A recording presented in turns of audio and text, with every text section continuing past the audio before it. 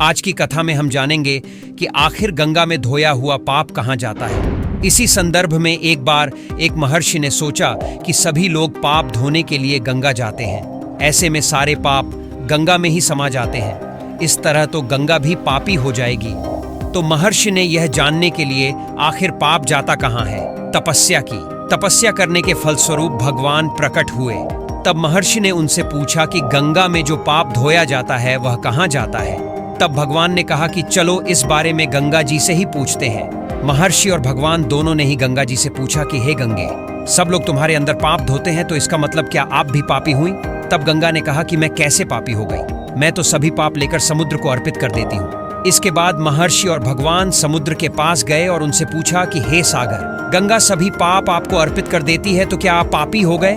तब समुद्र ने कहा कि मैं कैसे पापी हुआ, मैं तो सभी पाप को भाप बनाकर बादल बना देता हूँ। अब महर्षि और भगवान दोनों ही बादलों के पास गए। उनसे पूछा कि हे बादल, समुद्र पापों को भाप बनाकर बादल बना देते हैं, तो क्या आप पापी हुए? बादलों ने कहा, हम कैसे पापी हुए, हम तो सभी पाप को वापस पानी बना देते हैं और धरती पर बारिश कर देते हैं। इससे ही अन्न उपजता है, इसे ही मानव खाता है। उसमें जो अन्न जिस मानसिक स्थिति से उगाया जाता है और जिस वृत्ति से प्राप्त किया जाता है और जिस मानसिक अवस्था में खाया जाता है, उसी के आधार पर मानव की मानसिकता बनती है। यही कारण है कि कहा जाता है कि जैसा खाए अन्न वैसा बनता मन। जिस वृत्ति से अन्न प्राप्त किया जाता है और जिस मानसिक अवस्था में खाया जाता है, वैसा ही विचार मानव का बन जाता है। ऐसे में हमेशा भोजन शांत रहकर ही ग्रहण करना चाहिए।